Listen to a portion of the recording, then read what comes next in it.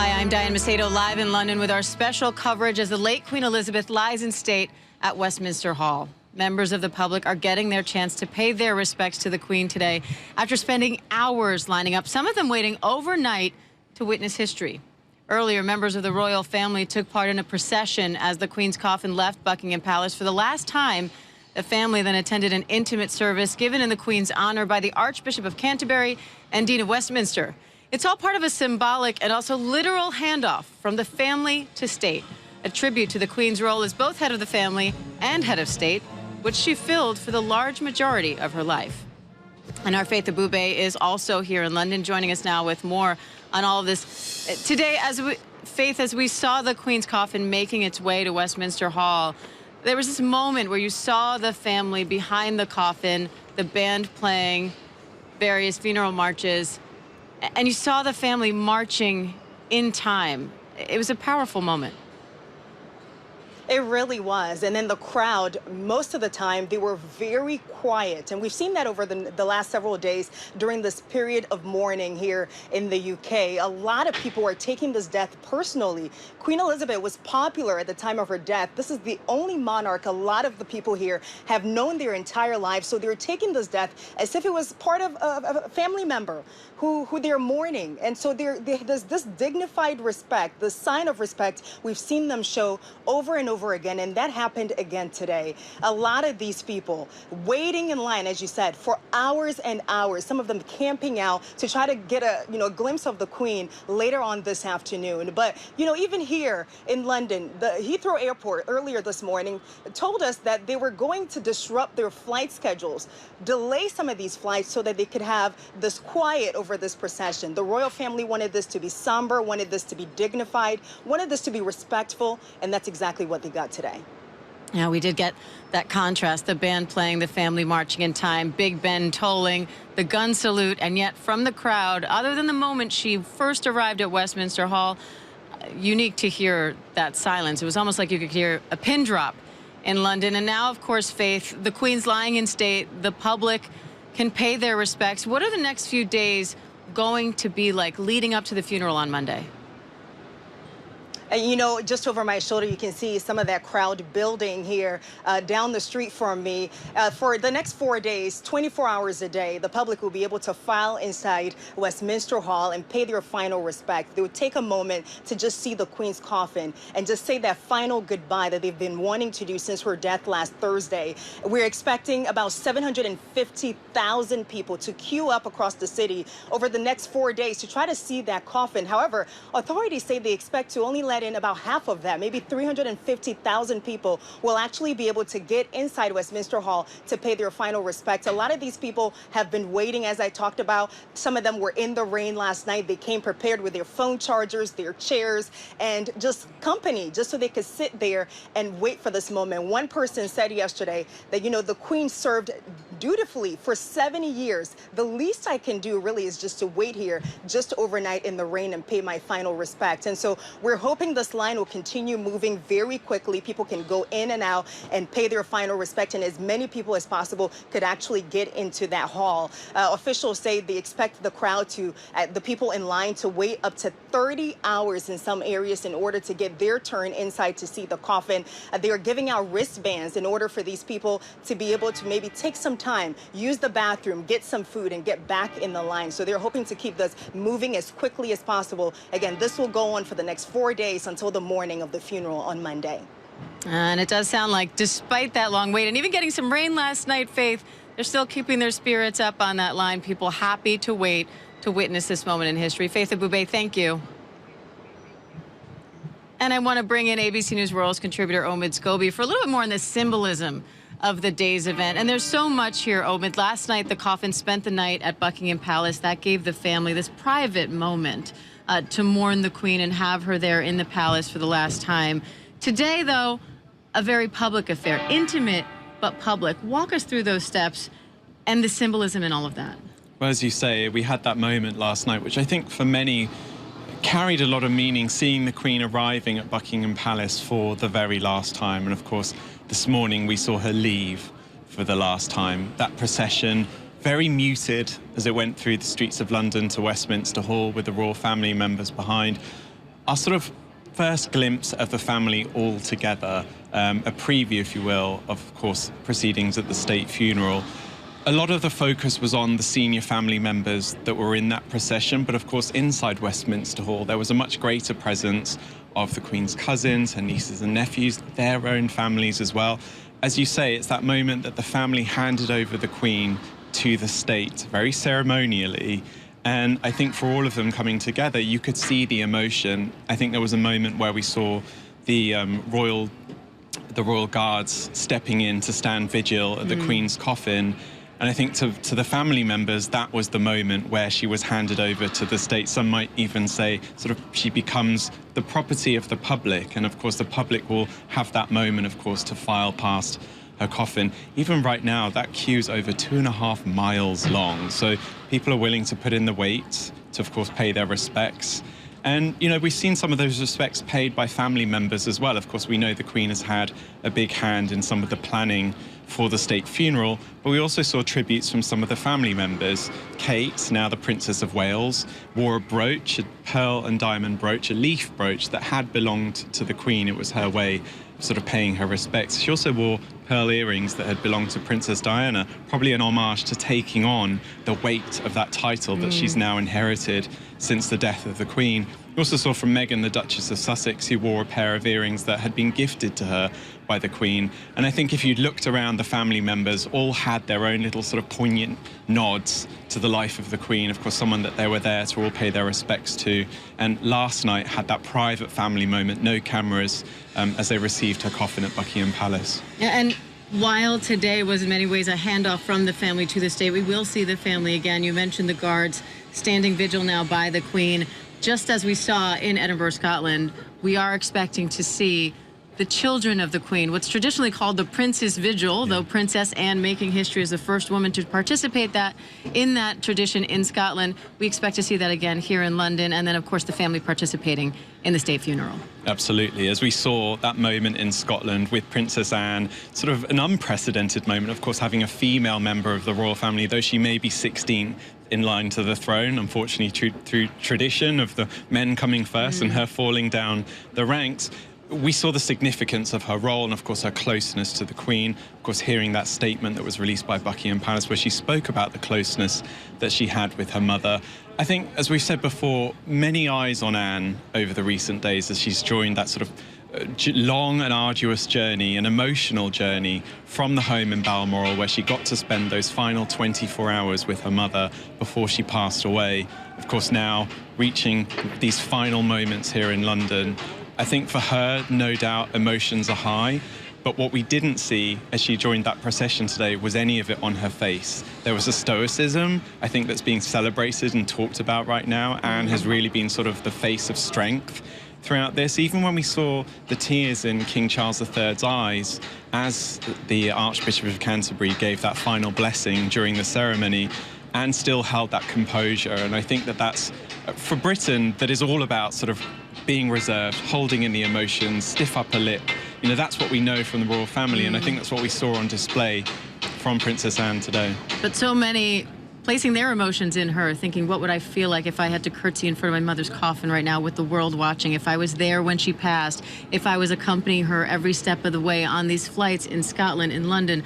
A lot of this country, when you walk around the streets and you talk to people about what's resonating with them, so many people are looking at Princess Anne right now and saying, how would I feel if I was in her shoes?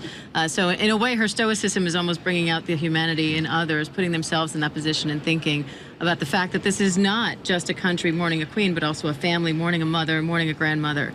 But of course, the focus now is on her role as queen, as the public here mourns the loss of Queen Elizabeth. She now lies in state, and again, the public now gets their chance to come and pay their last respects. But of course, we have other top stories to cover today as well, including Ukraine now saying 150,000 people have been liberated from Russian occupation in just a matter of days.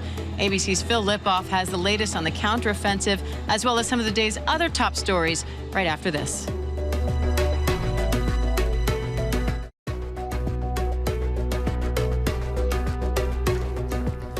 Welcome back. I'm Phil Lipoff in New York. The head of the European Union is heading to Ukraine's capital today, vowing to help the war-torn country rebuild following Russia's brutal invasion. This comes as we learn more about how the Ukrainians pushed back Putin's forces in a key region and what Ukrainian officials say the Russians left behind after they surrendered en masse.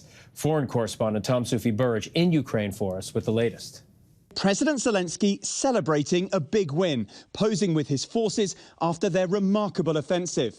His officials posting these images of a surprise visit to the city of Izium. It was a Russian military hub, now back under Ukrainian control. Officials saying 150,000 people liberated from Russian occupation in just a matter of days. Russian forces fleeing in a hurry. And US officials now revealing that many Russian troops retreated back over the border into Russia. Over the summer, the US helped the Ukrainians plan the operation, running through joint war game scenarios and providing critical analysis and intelligence. We do provide time-sensitive information to enable them to conduct operations and defend their homeland. During the fighting, Ukraine claims to have shot down an Iranian-made drone used by the Russians. The Pentagon saying it can't confirm the claim, but that it's seen reports of Russians using these types of drones in the country. People in newly liberated areas desperate for food, but tasting freedom again. Maria says her heart tightened and she cried with joy when Ukrainian troops rolled in. At the local police station, this a torture chamber used by the Russians, according to officials. Ukraine says it's uncovering hundreds of new war crimes in newly liberated land every day. Russia's humiliating defeat even raising questions for the normally all-powerful Putin. He's coming under more criticism, but it's going to really be up to the Russian people to decide how they handle that. Phil, Ukrainian forces are now trying to consolidate their impressive gains, according to Western officials. Russia is by no means beaten, but this offensive has given the whole of Ukraine a real boost. Phil? Tom Sufi-Burge for us in Ukraine. And back here at home, we have some political headlines to get through. We are following the latest on a new abortion bill, fight over same-sex marriage, and an announcement expected from President Biden in Detroit today. ABC News White House correspondent Mary Alice Parks joins us from D.C. Mary Alice, let's start with Senator Lindsey Graham's abortion bill. It would ban abortion nationwide after 15 weeks of presidency. After pregnancy, rather. Do we know about this bill? What do we know about it? And would it have a chance of passing if Republicans say take control of Congress? Yeah, Phil, we don't know a ton about it. Like you said, the bill would be a national ban on abortions after 15 weeks. Very few exceptions in instances of rape, incest, or life of the mother. But we're trying to learn more about who exactly is co-sponsoring this bill with him, what some of the fine print is. The question is whether this would pass in the event that Republicans took control of either the House, the Senate, or both in November. Obviously, right now, this isn't going anywhere. Democrats are firmly opposed to anything. In fact, they've been working really hard to try to whip votes to see if they could codify protections for abortion access. But this lays out sort of very interesting stakes for the midterm elections, because Lindsey Graham is essentially trying to make a promise and say, if Republicans do take control of some of these chambers, this is exactly the kind of legislation he and other Republicans would like to see come up for a vote. Yeah, and many Democrats had warned about this when the Supreme Court sent abortion rights back to the states. Many Democrats have said the Republicans are not done. This was going to look like a national ban, and that seems to be what's happening right now. But abortion rights in general have become a rallying cry for Democrats ahead of the midterms. So how could this bill affect the political landscape? Yeah, it could be really energizing for Democrats. We've seen Democrats eager to run on this issue at the state level, at the federal level. They say that they need to be put in place, put in power to make sure there is access to abortion, to reproductive health care. And voters so far have really responded to that. We've seen abortion issues and reproductive health shoot up in polling as one of the key issues that voters are paying attention to. And we've seen some of these results in Kansas, in other congressional races, in primary races so far. We've seen even more conservative pockets of the country really able to rally Democrats or people to switch parties and vote Democratic in order to secure access to abortion, to sort of knock down some of these potential bans. So Democrats are already cutting ads based on this Lindsey Graham ad. They are clipping his sound bites. They are eager to run on this. And we've seen overnight a number of Republicans in really tough spaces, in really tough races, I should say, frustrated that Lindsey Graham chose this moment to announce this kind of national ban. They've been saying this should come back to the states, that the Supreme Court was correct in letting this issue come back to the states. They don't want to have to defend a national abortion ban in really competitive races. Right. And the Dobbs decision is also leading to a separate battle right now over enshrining federal protections for same-sex marriage. What's the latest there? Yeah, Senate Democrats under a lot of pressure to bring a bill to the floor that would codify same-sex marriage protections. Their own base really pushing them to do this out of fear of what could come next from a pretty conservative Supreme Court. We saw that decision, like you said, the Dobbs decision related to reproductive health care and abortion, make mention in one of the dissents, make mention to the possibility, sorry, not one of the dissents, I should say, one of the concurring opinions from Justice Thomas, make mention of the possibility that this could open the door for other protections, other privacy protections to be rolled back. And of course, everyone instantly thought of the protections for same-sex marriage that was basically outlined under some of the same legal sort of thinking, legal theory as abortion access and reproductive rights. And so the base, the Democratic base, has said they want to vote on this. They want to make sure that there is a federal law that would be hard for the court to in any way hamper with. They want a federal law in place to protect same-sex marriage. The question now is, will this come for a vote, and will Democrats have the votes? There's a lot of talk on Capitol Hill that there are, in fact, 10 Republicans who would vote with Democrats on this, and that if it comes up for a vote, it could really pass. Schumer has said that he will bring this up for a vote, so it's probably just a matter of time, Phil. Yeah, that's going to be interesting to see. Today, Mary Alice, President Biden is heading to the Detroit Auto Show. What are we expecting to hear from him? Yeah, this is the kind of thing he is loving right now. This summer, we have seen this White House celebrating major announcements from the auto industry. For GM, they've laid out these big new investments in electric vehicles, sort of a transition to a future of made in America cars. And he wants to be a part of that. He wants to sort of celebrate this transition in the auto industry. He's going to be announcing today that $900 million is now going out into the states from the Infrastructure Act that will work on setting up electric vehicle charging stations across 35 states, 53,000 miles of national highway. Will be getting more of these electric vehicle charging stations. You know, this White House is excited not only to talk about new jobs here, but talk about the impact on, of course, climate change and trying to reduce emissions. I was in Michigan just a few weeks ago talking to auto workers, and I have to tell you, and car dealers and others that are really working in this industry, and they were excited. I mean, they really think that some of these national investments in things like charging stations and batteries can make all the difference to start bringing down these prices and getting more people excited about these cars. So we'll see. All right, Mary Alice Parks, thanks so much. And coming up here, we are celebrating Hispanic Heritage Month, and music legend Gloria Estefan speaking out about what her heritage means to her. Stay with us.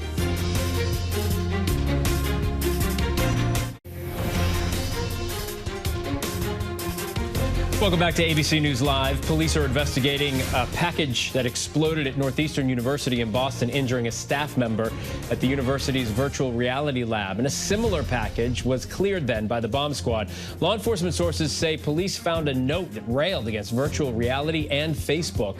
Authorities say the explosion caused evacuations, obviously, at Northeastern and prompted searches at other nearby colleges, but authorities do not believe this was random. The CEO of MyPillow, Mike Lindell, says the FBI seized his cell phone in the drive-thru of a Hardee's fast food restaurant in Minnesota. The move appears to be connected to the Justice Department's investigation into attempts to overturn the 2020 election. Lindell is a loyal Trump supporter who has promoted conspiracy theories about the election claims. He says agents served him with a subpoena and questioned him about voting machines. Aaron Judge taking two more huge steps toward the record books. Here's the first. The Yankee superstar smashed this opposite field drive in the 6th inning against the Red Sox for home run number 56 this season. 2 innings later in the 8th, Judge with this 389-foot shot to left for number 57. Now Judge he needs just 5 more home runs, rather, to break the all-time American League record set by fellow Yankee Roger Maris 61 years ago. Judge capped off this epic night, of course, by scoring in the 10th inning as the Yankees beat the Sox 7-6. We are celebrating Hispanic Heritage Month, and music legend Gloria Estefan is talking about what her heritage means to her, her larger-than-life career, and making a place in music history. ABC News contributor Maria Elena Salinas got to sit down with the superstar. 1, 2, 3, 4, come on, baby, say you love me. 5, 6, 7 times. She brought a seismic shift to the music industry with her Cuban sounds and catapulted crossover success for some of the biggest international stars, staying true to her roots and never forgetting her querida tierra. La tierra te empuja, de raíz y cal. La tierra suspira si no te ve más. When did you realize this is what I want to do for a living? I didn't feel the need to do it for other people. And then I met Emilio. They had to change the Miami Latin boys because They did. It wasn't just boys anymore. Exactly. Gloria and the Miami Sound Machine burst onto the scene with hits like Let It Loose and Conga, which fused percussion and Latin beats. Come on, shake your body, baby, do that conga. No, you can't control yourself any longer. Feel the rhythm of the music getting stronger. Don't you fight it till you try to do that conga beat. They thought that it wasn't going to be the hit because they thought it was too Latin sounding. But there's nothing more motivating to Emilio and me than the word no. What does being a Latina, a Cuban Americana, mean to you? The values that this country has instilled in me are just as important as the ones that my mother clung to and made sure she passed on to me. And I always say I was replanted in American soil, but I was watered with Cuban sun and Cuban water. So you have countless Grammys, Presidential Medal of Honor. I remember when we got the Presidential Medal of Freedom that it's the first time that a couple ever received it together. All I could think of was my dad. The Medal of Freedom, which is the reason he brought us to this country, and to be receiving that, it was, wow, it was a big deal. It must have been very special for you. You did it to me again. No, I didn't do it. Yeah, you always make me cry. With her music, Gloria Estefan has already established a legacy. But to her, the most important legacy is the one she leaves with her family, her daughter Emily, her grandson Sasha following in her footsteps, and she couldn't feel prouder. Can't wait for you all to see her story. Phil? And can't wait to see it, Maria Elena. Thank you for that. You can tune in for our Soul of a Nation special on Hispanic Heritage Month. It airs at 10 p.m. tonight on Hulu and again on ABC News Live tomorrow. For now, I'm Phil Lipoff. Stay with ABC News Live. We continue with more news, context, and analysis.